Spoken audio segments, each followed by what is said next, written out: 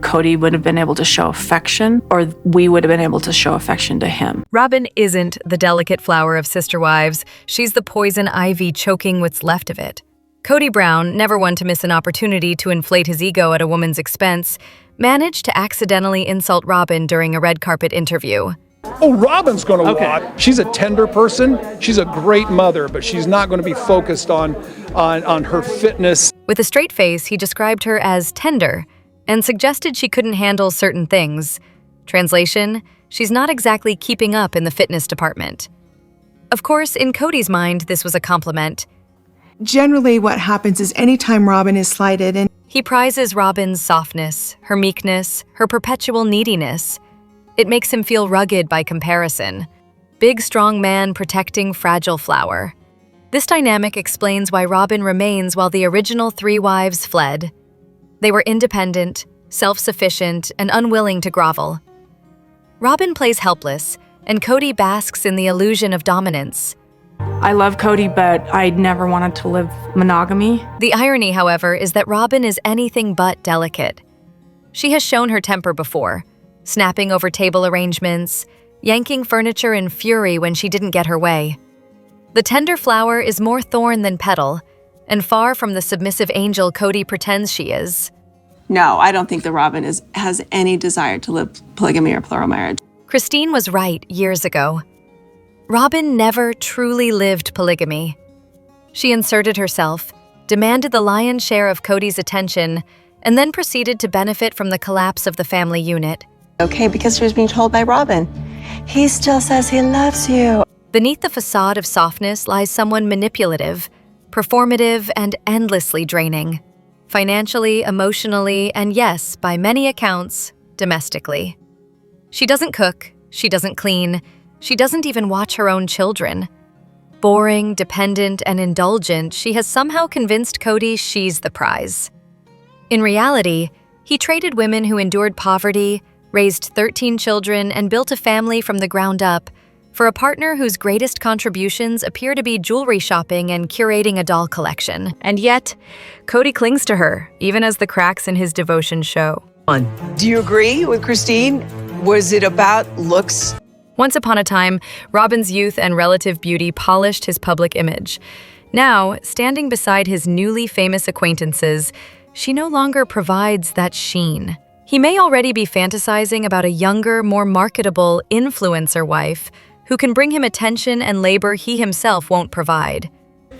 Cody and Robyn are living monogamy. The tragedy, for them at least, is that they remain trapped together. Cody wants the world to adore Robyn. The world, however, does not. Viewers see through both of them. Selfish, manipulative, endlessly self-serving. No amount of public image rehabilitation or half-hearted apologies to the ex-wives will change that. Cody may insist Robyn is tender, but what he really has is a partner every bit as opportunistic and shallow as he is. They deserve each other. Just don't expect anyone else to buy the act. Cody Brown didn't lose his wives because they stopped loving him. He lost them because he demanded to be worshipped. And this was something that they decided before I even came in the family to not show affection. Robyn Brown's latest revelation, Cody's wives rejected him affection-wise because they didn't like it, finally puts a name to the absurd ritual that passed for marital intimacy in the Brown household. But, I mean, like a mom goes and gets a massage? The hour-long massage. Evidently, affection was conditional on back-breaking labor, and failure to comply meant accusations of betrayal, selfishness, or worse, emotional abuse. It wasn't affection Cody was after, it was service. The sheer entitlement is staggering. You know, it was so hard to have me around because he couldn't have the affection with Robyn that he...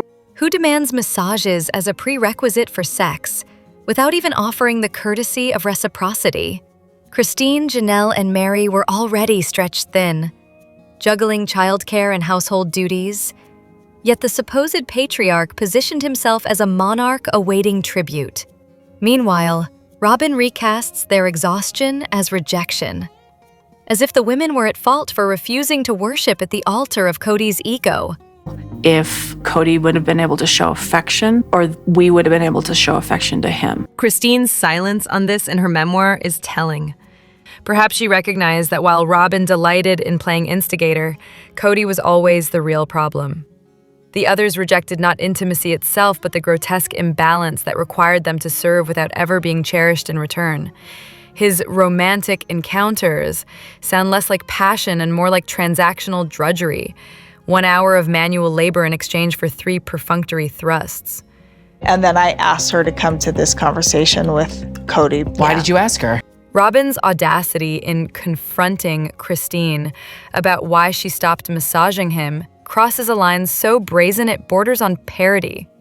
Discussing another woman's sex life is already invasive, but weaponizing that information to curry favor with Cody reveals her role as chief enabler. Her demeanor when recounting this slips from wounded spouse to smug accomplice, exposing the mask she wears to appear pious while enforcing Cody's delusions of grandeur. And so I guess, to be fair, Mary feels abandoned. As for Cody himself, his rejection narrative is pure fiction. He did not suffer abandonment. He abandoned his family. He withdrew affection, loyalty, and respect, then projected the fallout onto the women who refused to grovel for scraps. Narcissism doesn't begin to cover it. This is a man who demanded servitude and labeled dissent as betrayal. Be no affection in front of each other. And I think The comparison to authoritarian sect leaders may sound hyperbolic, but Cody's worldview isn't far off. Women exist to serve men, while men, himself especially, exist to be obeyed. The massages weren't assault, but they were coercive, manipulative, and profoundly degrading.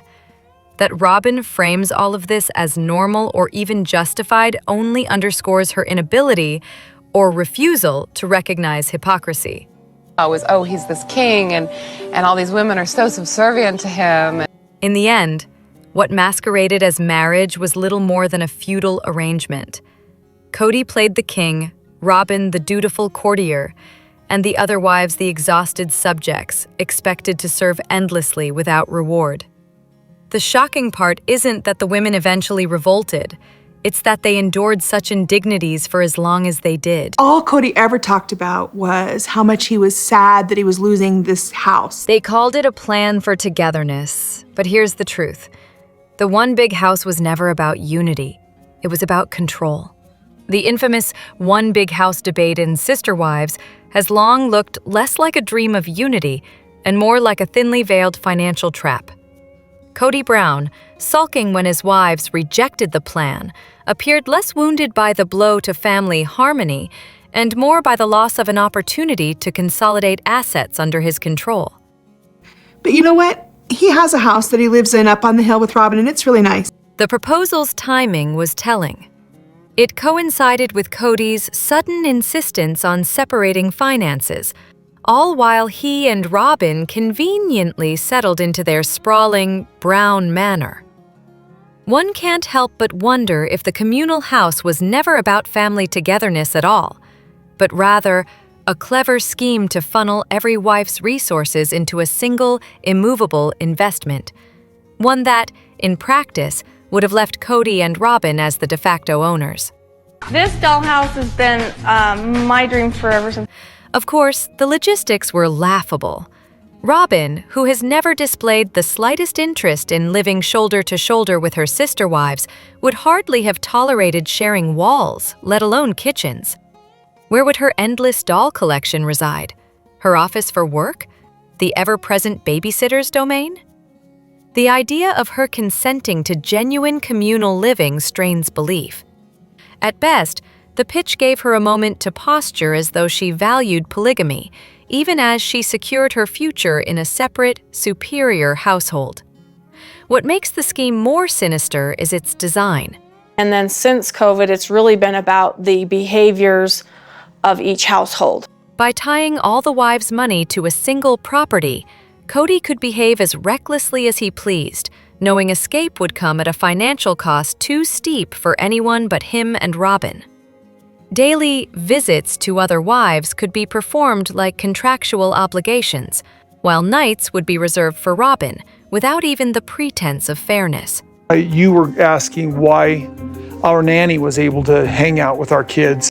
The irony, of course, is that had this plan succeeded, the communal palace would have been an unmarketable monstrosity, what the Browns quaintly call a pink elephant. Guest suites for visiting adult children and grandchildren could have softened the absurdity, but the intention was clear. Robyn would claim the lion's share, while the others received crumbs. In hindsight, the wives' rejection of the plan became the true turning point. Spurned, Cody and Robyn redirected their energy into amassing property for themselves, and the illusion of equality dissolved. By the time COVID arrived, Cody no longer bothered with even the performance of plural marriage. After 3 decades of dysfunction, he embraced his preferred role, monogamous husband to Robyn, and little more than a visitor to everyone else. This isn't a love story. It's a midlife crisis dressed up in religious jargon. 2 moments deserved more attention than they ever received. Do you see those statues there? Those little piles of rocks? Okay, we're going to ask you. Cody's infamous rocks therapy session. Don't you want a relationship with a sister wife? Are you serious right now? Yes, completely. It broke my heart. And that unforgettable couch scene where Christine expressed hurt over Robyn outsourcing childcare to her niece, only for Robyn to respond with the dismissive, "Are you serious right now?" Both episodes revealed the rot at the core of the family dynamic, yet Christine's accounts glossed over them. Too merciful. Far too merciful. Of course, mercy was always conveniently built into the show itself. Tim Gibbons, Cody's longtime ally and the architect behind Sister Wives, made sure of that. As creator and producer, he handed out soft edits like party favors, particularly to Cody and Robyn. His sudden exit, along with the shuttering of Puddle Monkey Productions shortly before Garrison's death, casts a shadow over everything. One of Garrison's last texts, after all, was to Gibbons. The man helped create the Cody Brown brand and, by extension, the monster himself. Whether guilt gnaws at him now is anyone's guess. Are these the rules you guys follow I'm at just your going to house? say it out loud. I These know are what everybody's she like follows. suspicious of me. Robyn certainly lobbied for those favorable cuts. When viewers recoiled at her presence, she argued it reflected poorly on polygamy itself, as if one woman's cold-eyed maneuvering threatened the reputation of the entire principle. Editing was meant to soften her image, to sand off the edges. Yet, no amount of post-production polish could hide the fact that audiences were listening to her actual words and watching her actual behavior. The footage spoke for itself, and what it said was unflattering. I'm not going to negotiate with the kids on this. Cody, meanwhile, was never the devout believer he claimed to be. His religion was a costume, worn for convenience and shed when it clashed with his impulses. Robyn wasn't a divinely inspired final wife. She was a midlife crisis mistress he simply married on paper. Had he not been draped in the language of faith, Robyn would have been the affair partner, the younger woman for whom he abandoned his family. The religion was window dressing. Robyn was merely the baby mother who arrived at just the right time to play her part. Christine's values are different than mine about this. Christine, had she chosen to tell it, could have painted the picture plainly. Cody perpetually chastising her for not supporting Robyn, even as Robyn herself blocked any attempts at sisterly solidarity. Robyn ran to Cody with complaints. Cody lapped them up, and Christine was punished for sins she hadn't committed. Well, you were asking why our nanny. The nanny-niece incident was a textbook example. Christine's willingness to help dismissed in favor of an outsider who needed a job, only for Robyn to feign shock when Christine dared object. The gaslighting was relentless, and Christine bore the brunt. We do what, kind of everybody does, which is wear a mask. The irony is staggering. Robyn, the self-proclaimed exhausted mother, insisted she needed help with her brood, despite being a stay-at-home parent with a husband perpetually absent from his other children. The decision was never about need. It was about control, about creating a buffer between herself and the other wives. And it succeeded. I'm going to be the head of my household again. The real scandal isn't that Robyn failed at managing her own household. It's that she never intended to. Her role was to stand at Cody's side while he wielded religion as a weapon, reshaping his family into an obedient echo chamber. That Christine ever internalized the blame for this toxic farce is the true tragedy. They want you to believe Cody and David are healing for the kids. But here's what's really happening behind those staged smiles. Christine and David, by the power vested in me by the state of Utah. The spectacle of Cody Brown and David Woolley sharing screen time feels less like authentic family healing and more like the producers frantically stitching together yet another season of Sister Wives. On one hand, David has every right to appear. He is Christine's husband and Truly's stepfather.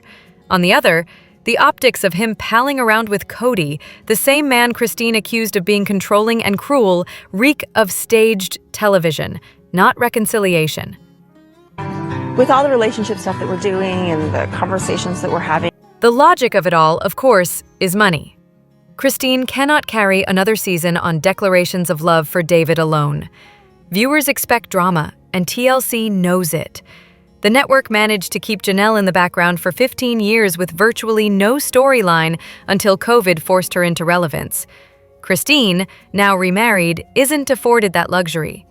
Her new marriage must generate content, whether organic or contrived. For tuition, for Westminster, it's $28,000 for a year. Financial realities only strengthen this arrangement. Christine is still supporting children in college, paying off mortgages, and has seen little return on past property investments. Without child support from Cody, the show remains a necessary income stream.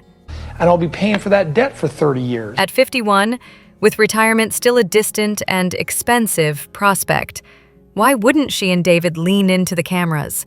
He married a reality star. Participation comes with the territory.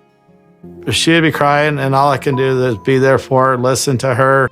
To his credit, David seems level-headed and genuinely devoted to Christine. He even framed spending time with Cody as what adults do to set a good example for the children, a maturity Christine herself admitted she wouldn't have mustered on her own. You and I have to actually have a child. Family law experts would agree. Unless someone poses an active danger, shared parenting means swallowing pride and fostering some degree of civility. In that light, David's calm demeanor paired with Cody's inevitable peacocking could actually serve as comic relief. So while it may be galling to watch Cody and David perform this charade of harmony, there's no denying the pragmatic undercurrent. So we bought Coyote Pass over 4 years ago. Financial security, contractual obligations, and the optics of functional co-parenting. The real question isn't why Christine and David would do it. It's why anyone still expects authenticity from a show that thrives on staged chaos. Here's what Cody doesn't want you to realize. His family kingdom looks a lot like his father's failed cult. Cody Brown's vision of a sprawling family compound is less about togetherness and more about resurrecting his father's failed experiment. And there's a house that Rob and I were looking at, and I thought that would be fun to buy. When speaking to McKelty about his dream of a grand estate with endless guest houses, Cody framed it as an idyllic future where all his children could flock back to him. Yet one can't help but notice how closely this mirrors Win Brown's ranch, where wives and children were crammed into battered single-wide trailers, allegedly working for the good of the family while preparing for end times. Hardly the luxurious kingdom Cody now fantasizes about. I am not discussing one house right now. The irony, of course, is that Cody has already lost the very audience for whom this fantasy is designed. His original 13 children will not be returning, no matter how many guest houses he builds. They've watched him dismiss, belittle, and ignore them not just privately, but on national television. The damage is irreparable. The relationships are gone. The OG wives wisely have followed their children's lead in running from the compound dream. Cody's obsession with emulating his father reveals its own tragic comedy. Win never respected him, largely because Cody wasn't manly enough, too affectionate with his children, too lenient with his wives. Ironically, the current version of Cody, the one who screams, bullies, and postures, is probably closer to the son Win wished he had. This regression is a cruel twist for Cody's own children, who briefly benefited from a father capable of small growth, such as standing up for a bigger Christmas against Wynn's disapproval, only to watch that evolution grind to a halt decades ago. So yes, I have the big dream of a big house. The compound fantasy smacks of more than nostalgia. It reeks of grandiosity. Cody cloaks his desire in patriarchal rhetoric and delusions of a celestial kingdom on earth. Yet his congregation, his wives and children, has abandoned ship. He doesn't need land or guest houses. He needs to grasp the most basic principle of parenthood. If you want adult children who return willingly, you must first be someone they actually want to return to. And you guys all choose, and if you don't choose my standards, then I won't be around you. Instead, Cody covets the glossy version of what Wynn had. Cooperative wives, loyal children, doting grandchildren who spent summers on the ranch.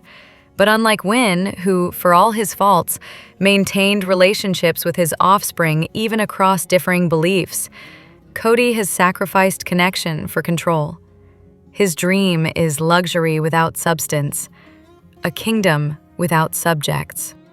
Stuff. Why would I choose to have dinner with just Robyn's kids and Mary? And so the burden falls inevitably on Robyn's children. With the original family gone, they are destined to become the default participants in Cody's fantasy compound, pressured to take up the slack for the wives and siblings who refused. It is less a vision of family than a blueprint for dependency, one built on nostalgia, ego, and the wreckage of relationships Cody himself destroyed. Cody Brown's biggest secret isn't about marriage, it's about performance, or rather, the lack of it. And when they've got the intimacy and the trust and the negotiation done and all that stuff. Cody Brown's never-ending lectures on physical intimacy have begun to sound less like a man reflecting on romance and more like a man covering for a problem he refuses to name. I mean, sex has been something that has been missing. His sudden obsession with redefining intimacy, his tendency to frame marital collapse around his wife's supposed shortcomings, and his suspiciously selective affections all point to a simpler truth. You were interested in a sexual marriage with me. You said that. You said... Cody may not have been performing. Literally. The timeline is telling. As his body aged, so did his moods. Viewers noted a drastic shift in his demeanor, one that conveniently coincided with whispers of testosterone replacement therapy. Others speculated steroid use, the kind that builds the flashy six-pack he so proudly paraded, but also notoriously sabotages male performance in other areas. Both theories are plausible, and neither is flattering. What is certain is that Cody's ego is far too inflated to admit to anything resembling erectile dysfunction or hormonal decline. I'm not interested in intimate marriage with you anymore. Instead, he turned the narrative into one of marital rejection. His wives supposedly lost interest, his advances supposedly rebuffed. The reality, of course, may be that there was little to advance in the first place. The sex was never... The irony is that Cody, who now suddenly utters the word orgasm as if it just entered his vocabulary, was almost certainly not delivering them. The idea that he provided sexual fulfillment to 4 wives is laughable. One suspects he struggled to manage even one. The women's later disinterest in intimacy doesn't read as frigidity, but rather as the long-term side effect of neglect. When a partner never bothers to meet needs, physical or emotional, the desire for intimacy withers into indifference. He's the only guy I've ever kissed. Oh my God, what if I suck at kissing? This deprivation is particularly cruel given that these women had no experience outside their marriage to Cody. Only now, with new partners, do some of them express the giddy relief of discovering what intimacy should actually feel like. Others, too scarred by years of unmet needs, claim they don't like sex, a tragic reflection of being conditioned to expect nothing but disappointment. They prefer to do things with other people rather than to make it possible for me to All of this makes Cody's insistence on blaming the OG3 for the demise of the family even more absurd.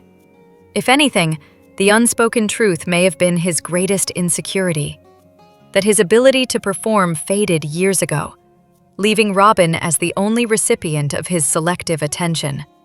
It's like, God, man, you're unwinding plural marriage for me. Perhaps Christine, in one of their legendary fights, even dared to point out the obvious. His disproportionate rage toward her would certainly fit that scenario. Whether it was age, steroids, or simply arrogance, the end result is the same. Cody abandoned intimacy long before his wives abandoned him. The tragedy isn't that he couldn't perform, it's that he couldn't admit it. About the behaviors. And instead built an entire crumbling empire on the lie that the fault was everyone else's. This circus doesn't sell tickets, but subscribing gets you a front row seat.